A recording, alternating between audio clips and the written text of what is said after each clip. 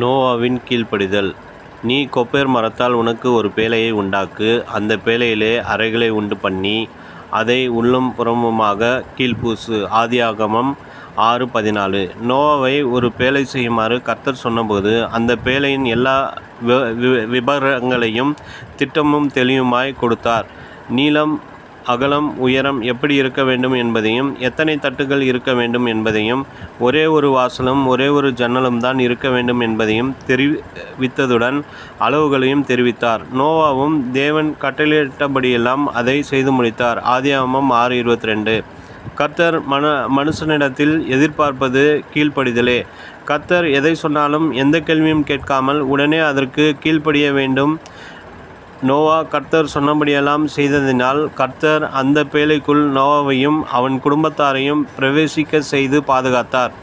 திருமண வரவேற்பு நிகழ்ச்சியின் போது மக்களுக்கு பரிசு வழங்குகையில் 100 ரூபாய் கொடுக்கும்போது கூட 1 ரூபாயை சேர்த்து 101 கொடுப்பார்கள். அதன் அர்த்தம் எனக்கு தெரியவில்லை. கர்த்தர் பேழையின் நீளமும் 300 முழம், அகலம் 30 முழம், உயரம் 30 முழம் என்று சொன்னதற்கு மாறாக 1 முழத்தை கூட்டவோ குறைக்கவோ முடியாது. கர்த்தர் தெரிவித்த அளவுகளில் ஒரு மாற்றத்தையும் செய்ய முயலக்கூடாது.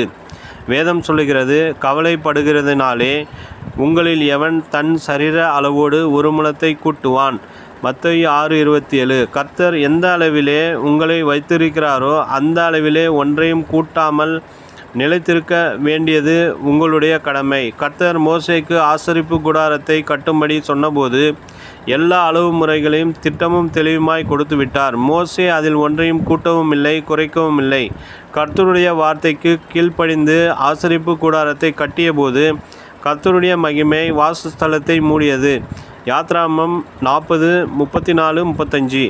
அப்படித்தான் தேவாலயத்தை கட்டும்படியான வரைமுறைகளை கர்த்தர் தாவீதுக்கு எழுதி கொடுத்தார். சாலமோன் அந்த அளவிலே தேவாலயத்தை கட்டி பிரதிஷ்டை செய்தபோது கர்த்தர் அந்த ஆலயத்தை அங்கீகரித்து மகிமையின் மேகங்களோடு வந்து இறங்கினார். கர்த்தருடைய வார்த்தையின்படி உங்கள் ஆவிக்குரிய வாழ்க்கையை அமைத்து கொள்ளுங்கள். வலதுபுறமோ இடதுபுறமோ சாயாமல் வேத வசனங்களின்படி நடவுங்கள்.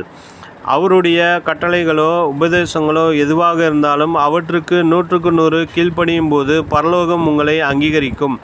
தேவ பிள்ளைகளே, கர்த்தருடைய வார்த்தைக்கு முழுமையாக கீழ்ப்படியுங்கள். அவர் தரும் ஆலோசனைகளை உங்கள் வாழ்க்கையில் அப்பியாசப்படுத்துங்கள். நீங்கள் அப்படி செய்யும்போது அவர் தம்முடைய மகிமையினால் உங்களுடைய உள்ளத்தை நிரப்புவார். நித்தியத்திலும் மிகுந்த சந்தோஷத்தோடு தேவ மகிமைக்குள் பிரவேசிக்க